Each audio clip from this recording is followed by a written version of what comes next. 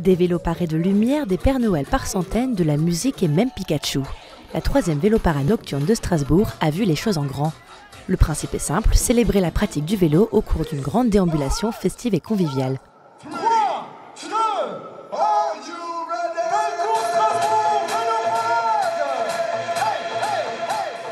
Le départ était fixé hier soir à 18h, quai des Bateliers.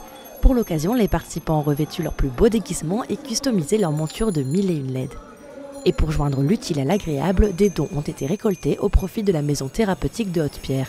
On aimerait que cet événement puisse permettre aussi aux Strasbourgeois de se réapproprier un peu leur centre-ville, mais à l'ensemble des habitants de l'Eurométropole.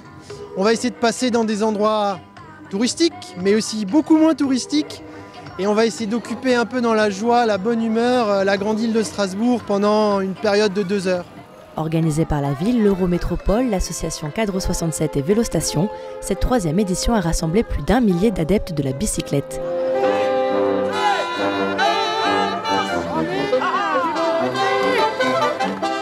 Accompagné d'animations sonores et lumineuses, le cortège a sillonné un parcours de 5 km entièrement sécurisé et fermé à la circulation motorisée, en plein cœur des marchés de Noël de Strasbourg. À l'arrivée, place du Château, pas question de mettre un terme à la fête.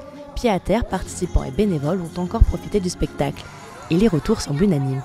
La 2e, je l'ai faite il y a 2 ans et c'était nettement mieux qu'il y a 2 ans. C'était super, c'était un super moment, très familial, voilà, une très bonne ambiance.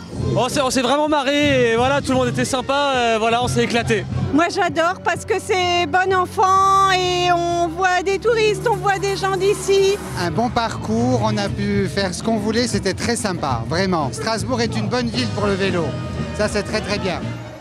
Pas de doute, la petite reine a encore de beaux jours devant elle.